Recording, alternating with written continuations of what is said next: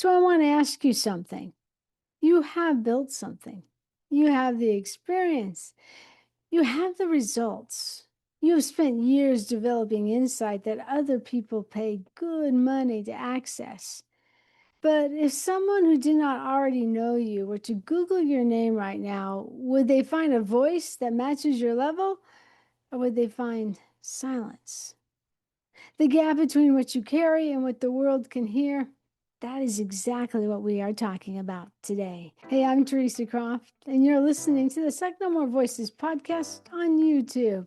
This is the space for faith-driven executives and leaders who are ready to stop keeping their best thinking locked inside bedrooms and private conversations and start building a voice platform that creates real influence and opportunity.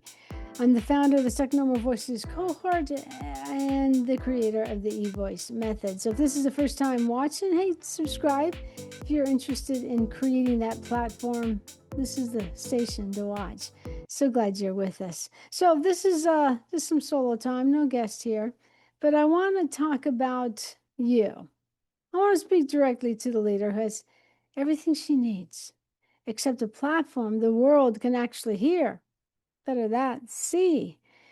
So when I get to this point, I just want to share something you might relate to. So there was a season where I was stuck in every direction. I kind of felt like I was hitting my head in the wall at the same place. I was trying to figure out where I was supposed to land in my deep desire to walk in my calling and provide for my family and make an impact. An honest conversation is what I needed. So one day I was driving to my kids, visiting my kids this was a couple of years ago, maybe more. And it was real simple. I was just talking to God. And he just said, T, what do you like to do?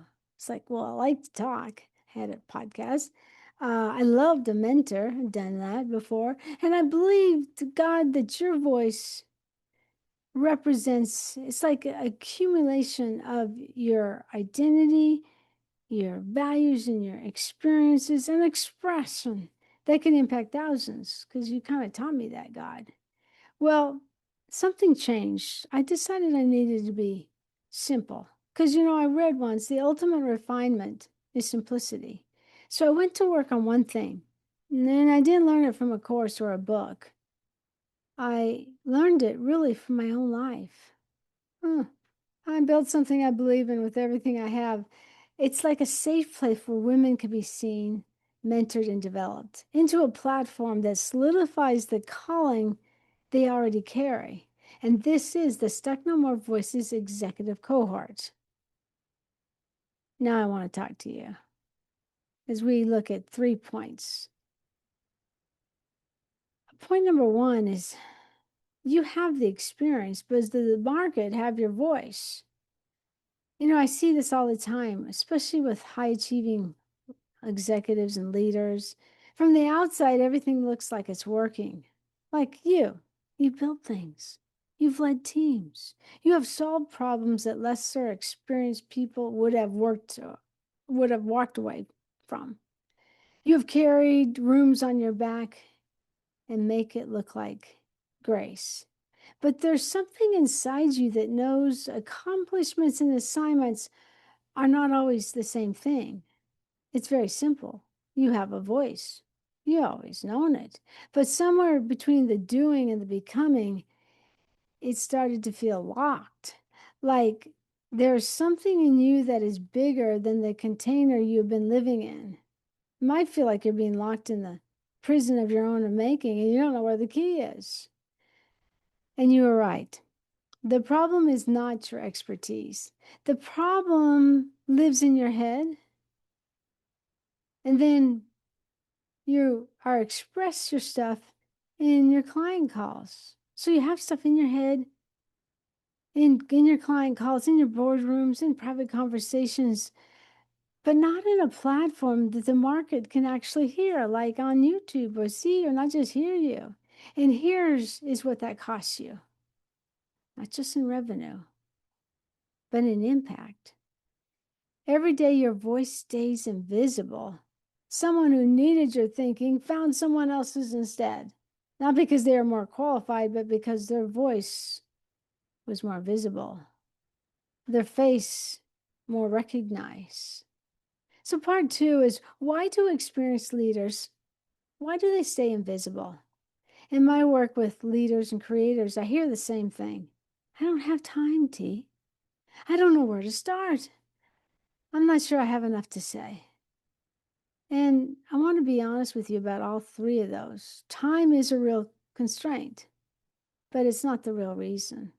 I've seen leaders with far less margin than maybe you think build platforms that change the trajectory of their business. Not knowing where to start is real, but very solvable. This is literally what the EVOICE method was built for. But that last one, I'm not sure I have enough to say. That one I want to sit with you for a moment. Because as you've walked through years, maybe in a certain business, or you just walked in life, and you've got some experience, you've got some pastoral wisdom. And that decade of experience is just locked up. You may have a perspective that took years to develop. You've been in rooms maybe that most people only read about. You've solved problems. You know how to approach things. And you're sitting here wondering if you have enough to say. Okay, I'll lay off. But can I add one thing? You have a relationship with God. Out of the overflow of that is the wisdom, Holy Spirit talking to you, stuff that comes from the overflow. And often that's where the best podcast, the best writing comes from. It's not like I go to my quiet time to get a podcast, my time with God. But oftentimes as I'm talking to him, he gives me the best ideas. So I want to add one more thing to this. If you don't really get what is a relationship with God, that's okay. But you still have some stored wisdom in faith. Your faith may not be visible, but still in that pocket of seed of faith, you have something that can move mountains. So the issue is not that you lack content. The issue is that you have not yet built a structure. Yeah, a structure for turning what you carry in your voice into a voice the world can hear. If you're on YouTube, a voice that someone can see. That's not a content problem.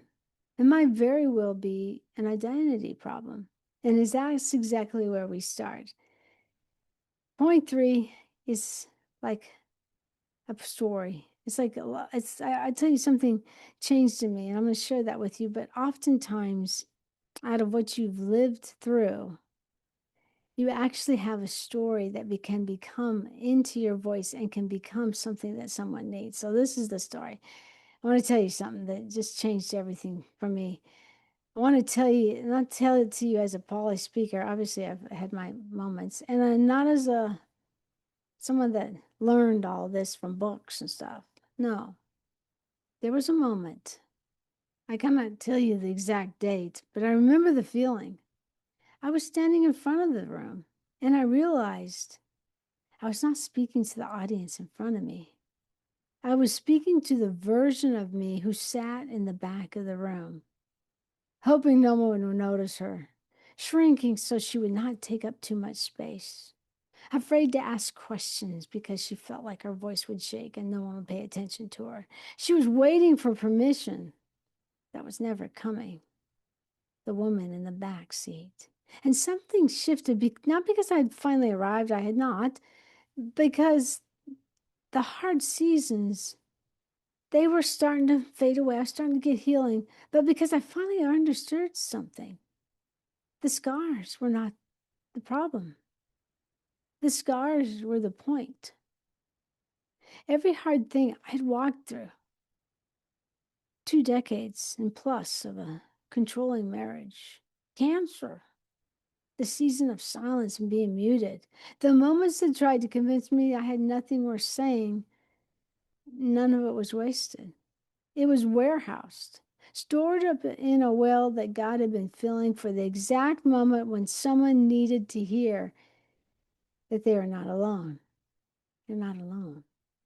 That their story was not disqualifying them. that their voice was not locked, it was loaded. And when I finally started speaking from that place, whether in my business or even on the radio, I have a radio position, I started to speak not from the wound, but from the scar.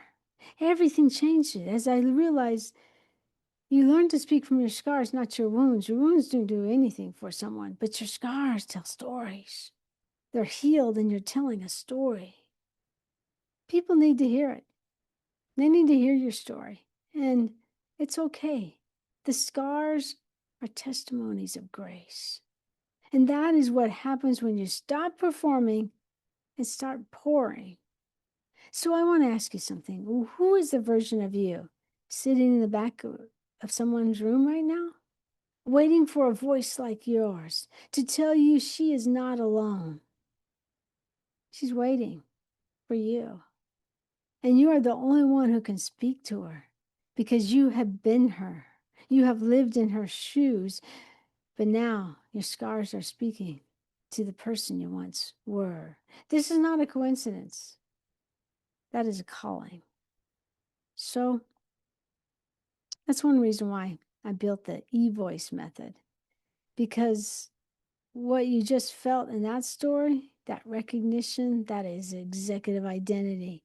Speaking from your scars, that's the first step of your framework, identity. And it is where everything begins, not with a microphone, not with a content calendar, not with a podcast launch, with clarity on who you are, what you carry, and that your voice was uniquely designed to say. 2 Corinthians 4 verse 7 says this: we have this treasure in jars of clay to show that our all-suppressing power is from God and not from us. You are the jar. The cracks are your story. Because as you fill up with God and find healing and you got cracks and stuff spills out, that's for others. It's for yourself, but it's for others. The wisdom you carry, the perspective you've earned, the scars that actually made you credible. This is your treasure. And it's time to build a platform around it. It's time for someone to hear your voice say, yeah, I survived narcissism. Yeah, I was able to go off the biopsy table into surgery for cancer, and I survived. I'm sitting here. So here's your next step, friend. I created something called the CEO Voice Assessment, 7 indicators that help you figure out exactly where you are, whether your leadership, your expertise, and your lived experience are ready for a platform that matches their depth. That's talking about you. The CEO assessment takes about 5 minutes, and when you complete it, you are led to a short 15-minute webinar of sorts where you meet me as I walk you through exactly what your score means and a peek inside the executive cohort. You also hear pieces of my story in it. Not fluff, not filler, just clarity on your voice, your platform, and your next level. Because, your experience deserves to be heard. And the people who need your voice, they're actually already waiting. The link to the CEO assessment is in the show notes. You can take it today, and I'll see you in the webinar. So thank you for being here today. If this episode, if this YouTube meant something to you, maybe it clarified something you have been feeling, share it with someone. Share it with a leader who needs to hear it, because that is how voices multiply, one conversation at a time. So if you enjoyed this, be sure to comment or subscribe, share it with a friend, and I'll talk to you in the next edition of the Stuck No More Voices podcast on YouTube. And hey, remember, your voice was never meant or intended to stay quiet, and it was never meant to stay invisible either. I'll talk to you in the next Stuck No More Voices podcast on YouTube.